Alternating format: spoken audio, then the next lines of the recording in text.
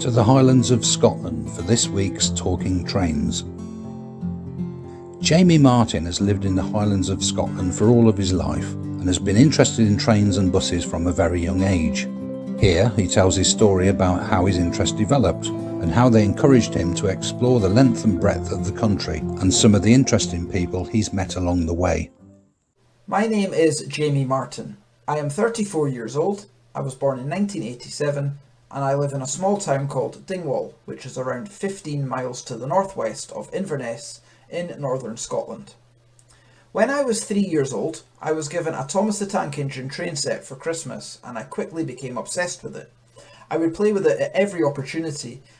I would even take the model locomotives to the shops with me. It became obvious to everyone who knew me that I was going to have a big interest in trains. Whether I saw trains on the TV or in real life, I would get very excited about them.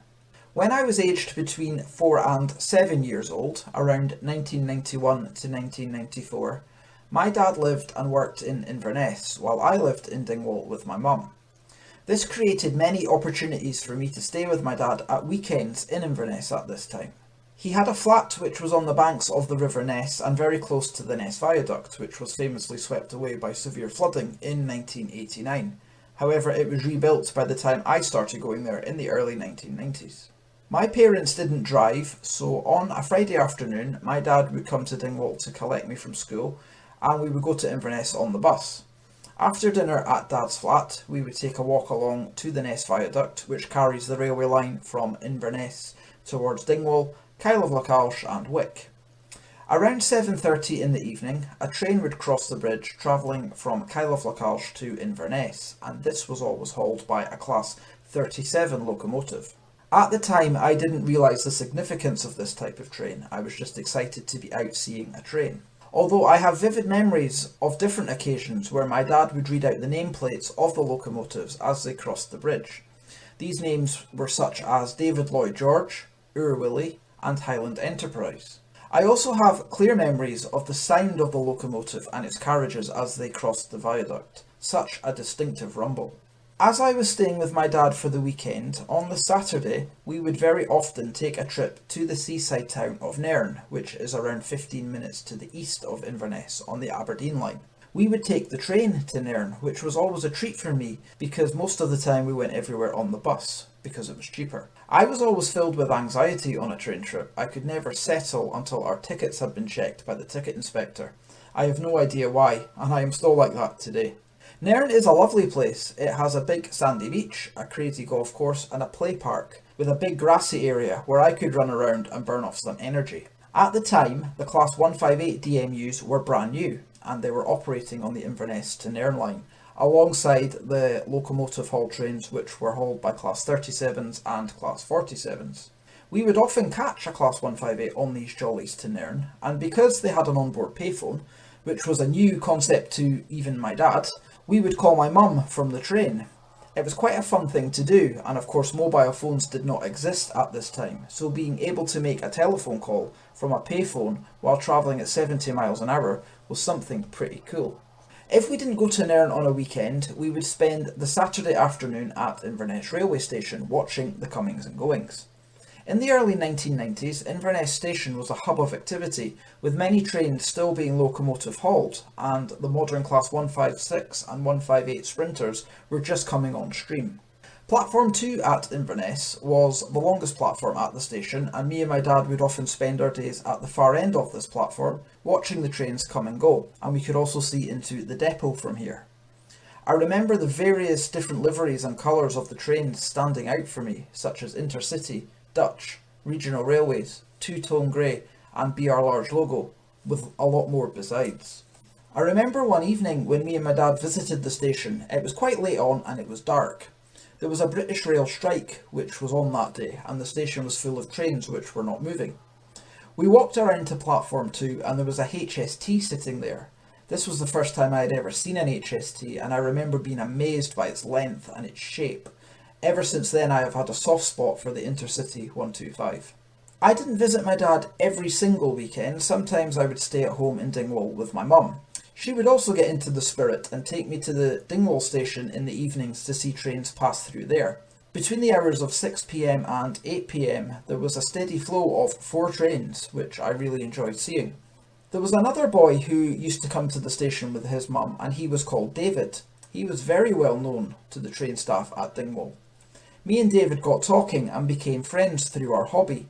It turns out we were the same age, and he also lived in Dingwall. My mum and his mum became friends, and before long we were visiting each other's houses and seeing a lot more of each other.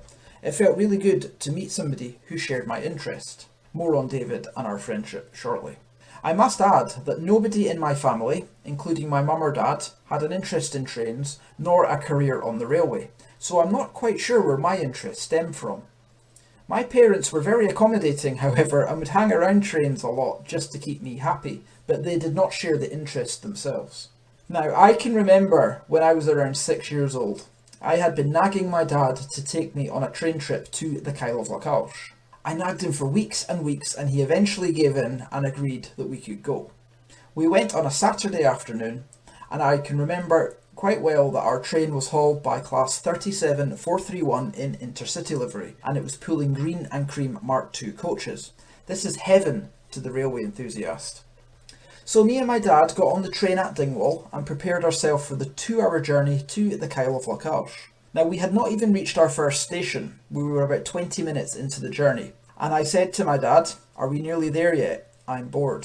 Looking back, I cannot imagine what I must have been thinking. I was being hauled by a class 37 in passenger service, and here's me complaining I am bored after weeks of asking my dad to take me. I clearly did not recognise the significance of the train. In my defence, I was only 6 years old, and 20 minutes on a train is a long time to a 6-year-old child. But as you can imagine, this did not go down well with my dad, and the rest of the day did not get much better. When we got to Kyle of Lacalche, it was raining, and there was nowhere open to eat, so we ended up buying a sandwich from the supermarket, and we waited for the train to take us home. Now, my dad passed away in 2017, but right up until then, he would never let me forget that day. He would always say to me, "Do you remember nagging me to take you to Kyle, and you complained you were bored 20 minutes into the journey?" Yep, I hang my head in shame, Dad. I am sorry. Now, me and David were in the same school, both primary and secondary school. Because of our hobbies, which we made no secret of, we became targets for bullying. A lot of this was verbal, but it also became physical. And when some of our classmates found out where our houses were, it also became personal. We lived in separate areas of Dingwall, but we both experienced our windows being targeted or our doors being kicked. This didn't stop us though. In fact, we embraced our hobby. We did class talks on trains. We stood up and spoke about trains for 20 minutes and bored everyone silly. It serves them right for bullying, as I say.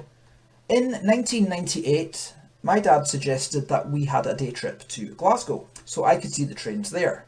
My dad knew Glasgow. He lived there when he was younger, and he knew I would enjoy it. This was to be my first time out of the Highlands. This was a great day though. We took the train from Inverness to Glasgow and arrived into Glasgow Queen Street mid-morning. We walked round to Glasgow Central, which is where my dad really wanted to show me. This is the busiest station in Scotland in terms of train movements. I was so overwhelmed by the size of the station and the amount of trains which were there. I remember crying happy tears. I asked my dad who owned this station and said that they must be very lucky to own such a big station. my 11-year-old innocence shining bright there. We spent most of the day at the far end of one of the longest platforms at Glasgow Central. My dad had a camera and he was taking photos of the trains for me. Back then there was class 101s, class 303s and class 87s on intercity workings, things which have long since gone. I am very grateful to be able to have seen these trains. I'm very grateful to my dad for taking me. I definitely wasn't complaining I was bored on that trip. It was such a long and exciting day, but at the time it passed so quickly and I didn't want to leave. When we came home, I could hardly believe that we had been. I couldn't stop telling everyone about my day, and I was so excited to see the photographs which had been sent off to get developed. This was my first proper train trip. Moving on through the years, I started to spread my wings locally and go on trips with David around the Highlands. We were still in school, but we would both go to Inverness after school to watch trains, or go on day trips at the weekend. Now, I began to suffer with slight anxiety in the early 2000s. something which has manifested into a huge problem for me today. I would often avoid going places or make up excuses because something within me wasn't feeling quite right. However, in 2005, David invited me to go with him to the DRS Open Day, which was in Carlisle in England. This again was another huge step for me, as it would be my first time in England and my first time staying away from home in a hotel without my parent. I had huge anxiety, which I managed to thankfully suppress. We travelled down together on the train, we stayed in Carlisle for one night, we visited the Open Day, and then we came home again on the train. We had no problems whatsoever, and I really enjoyed myself. I felt so proud that I had overcome my fears, and I went on and did it. It wasn't easy, but I'm really glad I went.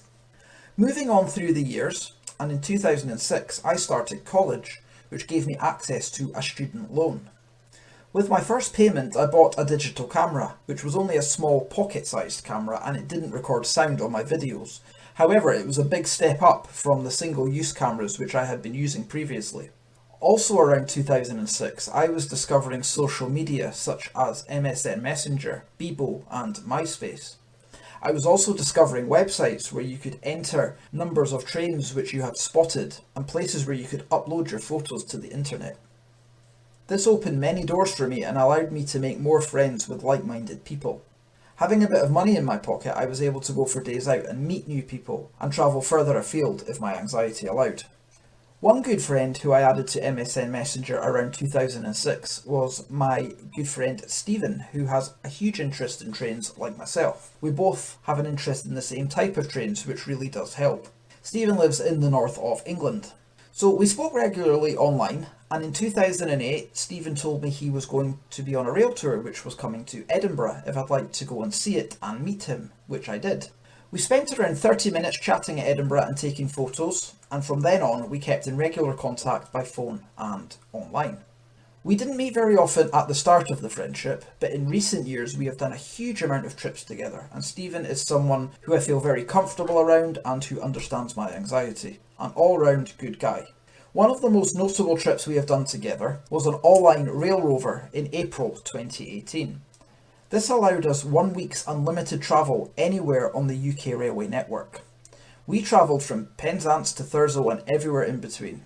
Personally, I was quite anxious before we set off, but we made a plan and we stuck to it. We didn't have a crossword between us. We lived out of our rucksacks for 7 days and stayed in a different town every night. We have tried to match it with trips which have followed, but we have never been able to succeed. However, in 2021, we shared a driving experience of a train at Scunthorpe Steelworks on board a Class 144 Pacer, a train which we both love. A dream come true for both of us.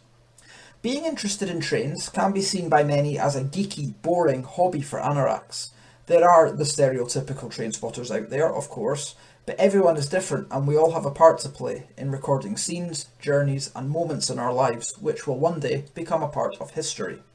I love my hobby and I wouldn't change it for anything. Sometimes you will wait hours for a 30-second burst of excitement in train spotting, a bit like most sports perhaps. I will leave it there, folks. My name is Jamie Martin. You have been brilliant. Thanks for listening. Thank you very much.